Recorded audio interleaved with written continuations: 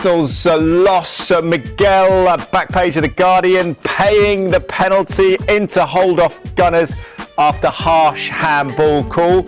A lot of shots, didn't they, Arsenal? Are they victims of a bad decision, or are they stalling at the moment? What's your assessment of the game and their general trend of form? Obviously, the form and run of results looks bad. I'd have to say, though, I wouldn't quite put this in the context, say, of Saturday, when I thought they were meek and Newcastle were greatly deserved winners.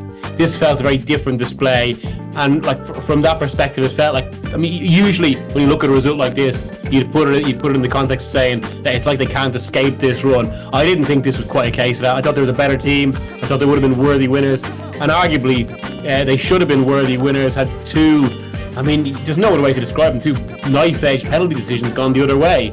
It could just as easily have been that Inter would have been complaining about not getting a penalty for the Merino handball. I didn't think that was a penalty, and that they were also complaining about Merino getting one at the other end for Summer coming out in the way he did.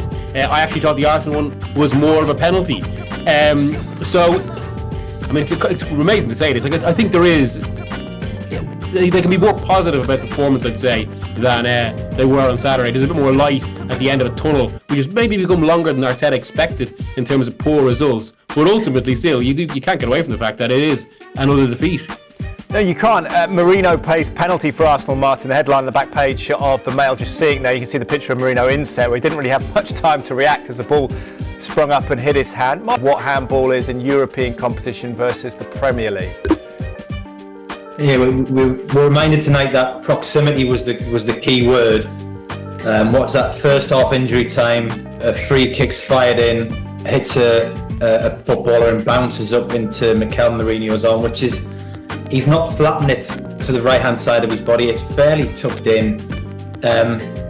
I get them now in the Premier League. I know people say, look, the rules are the rules now. The rules aren't what they were 20 or 30 years ago. I think some people do have to accept that.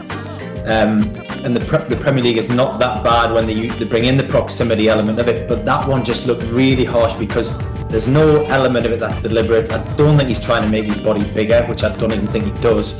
And the speed of the ricochet is so fast. In that situation, you just think, what on earth could you have done differently here? You couldn't have changed his body shape. Are we now saying that in the Champions League? And if you're going to do this, do it. If the ball hits the hand in the penalty area, regardless, it's a penalty. And therefore, you get away with all the interpretation, because that was such a hard one on Mikel Merino. And as everybody said, that's right in injury time. So that alters the team talk of Mikel Arteta. Things are obviously very calm in the Inter Milan dressing room at half time. They come out, they can sit a little bit deeper. So it alters the whole picture of the game. I would go on to say that the panic or the body language of Mikel Arteta on the sideline in the Arsenal technical area as the game went on tells you that he's feeling this run, that he's dissatisfied with his team. There was a period during the second half where the ball hadn't gone out and he was right on the edge of his technical area, if not outside it, and he actually handled the ball on the pitch. On a night of handballs, he did it himself, and then it was a free kick to Inter Milan, and he then complained that they were taking too long, and you thought, this is all because you're trying to rush your team because they are not playing the way you want them to play. So getting a bit worried at the minute about whether Arsenal are going really far down this pragmatic line of football, and what are we watching here? Burnley under Sean Dyche, or Wimbledon of 25 years ago, where everything is on a corner. So tonight we may have had, I think I've lost count, about 12 or 13, a deep corner to the far post, 4 big Arsenal shirts coming in, and somebody bumps in the goalkeeper, and you think, this is a team that's had more than £500 million spent on it with a very intelligent manager. I expect them to be playing with a little bit more subtle football than this at this stage, 5 years in, and Mikel Arteta.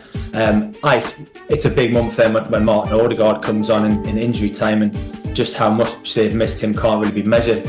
But they look a little bit lost at the minute. I didn't like Miguel. I didn't think they played badly tonight. They were worse at Newcastle on Saturday. But they've lost spark from last season, and that will frighten the manager.